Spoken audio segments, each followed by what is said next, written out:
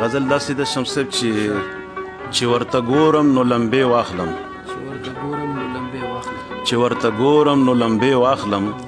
ساجیبه غوندې تصویر دی ستا چې ورته ګورم نو لمبې واخلم ساجیبه غوندې تصویر دی ستا او دا خړ کورونه او دا خړې کوڅې دا خړ کورونه او دا خړې کوڅې او ماته د وران کلی کشمیر دی ستا او د ستمونو یې وانړولې د ستمونو یې وانړولې او ظالمه څه ظالم ضمیر دی ستا او بل شعر ده چې هسې په ما خوږې خوږې لګېږي هسې په ما خوږې خوږې لګېږي که په خبرو کې تاثیر دی ستا